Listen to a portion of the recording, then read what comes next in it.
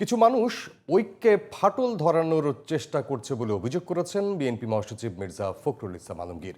হঠকারিতা বা ভুল সিদ্ধান্ত নিয়ে সম্মিলিতভাবে নতুন বাংলাদেশ গড়ার সম্ভাবনাকে নষ্ট করা যাবে না বলেও মন্তব্য করেছেন তিনি। রাজধানীর সোহরাওয়ার্দী উদ্যানে এবি পার্টির সম্মেলনে এসব কথা বলেন বিএনপি মহাসচিব। সাইরাস মাহমুদের রিপোর্ট।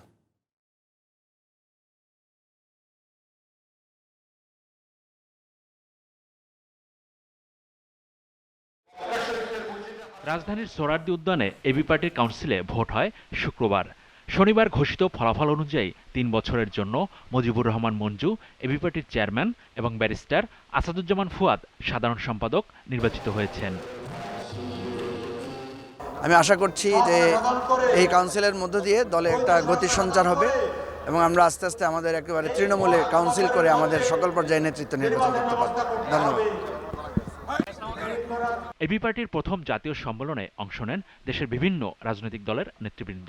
বিএনপি, নাগরিক ঐক্য, গণ অধিকার পরিষদ, জাতীয় গণসংহতি আন্দোলন সহ আরও বেশ কয়েকটি দলের নেতারা বক্তব্য রাখেন সম্মেলনে। আমরা সংস্কার চাই, কিন্তু একই সাথে নির্বাচন চাই। আমরা যত তাড়াতাড়ি সম্ভব, যত যোগ্যতার সাথে সম্ভব সংস্কার করে নির্বাচন চাই, না হলে দেশ আরো বড় একটা সংকটের মধ্যে পড়তে পারে। অনুষ্ঠানে বিএনপির মহাসচিব মির্জা ফখরুল ইসলাম আলমগীর এবি পার্টির নির্বাচিত নেতৃবৃন্দকে শুভেচ্ছা জানিয়ে বলেন, বাংলাদেশ ভয়াবহ দানবের হাত থেকে রক্ষা পেয়েছে। এখন পরিবেশ এসেছে নতুন বাংলাদেশ গড়ার। প্রয়োজন গণতান্ত্রিক ব্যবস্থা নিশ্চিত করা।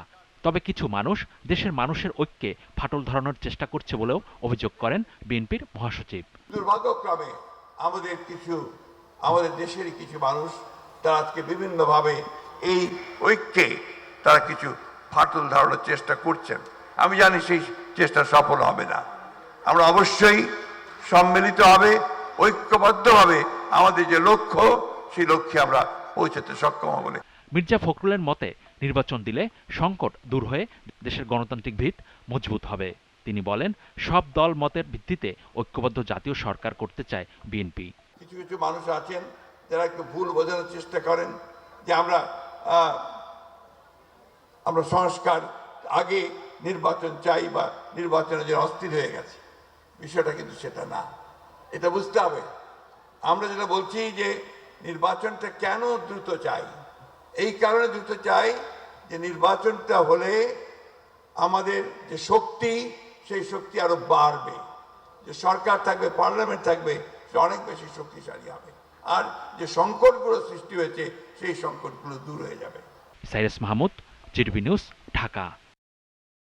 নিবন্ধিত সব দলই নির্বাচনে অংশ নিতে পারবে বলে মন্তব্য করেছেন প্রধান নির্বাচন কমিশনার এএমএম নাসির উদ্দিন। সকালে ভোটার হালনাগাদ ও ত্রয়োদশ জাতীয় সংসদ নির্বাচন উপলক্ষে সিলেট জেলার সকল নির্বাচন কর্মকর্তার সাথে মতবিনিময় সভা শুরুর আগেই সার্কিট হাউসের সম্মেলন কক্ষে সাংবাদিকদের সাথে মতবিনিময় সভায় তিনি বলেন, জাতীয় নির্বাচন নিয়ে প্রধান উপদেষ্টার রোডম্যাপ অনুযায়ী নির্বাচন কমিশন কাজ করছে। প্রধান নির্বাচন কমিশনার আরও জানান, সংস্কার কমিশনের প্রতিবেদন দেওয়ার পর রাজনৈতিক দলগুলোর নিবন্ধন নিয়ে নতুন পরিকল্পনা করবে ইসি।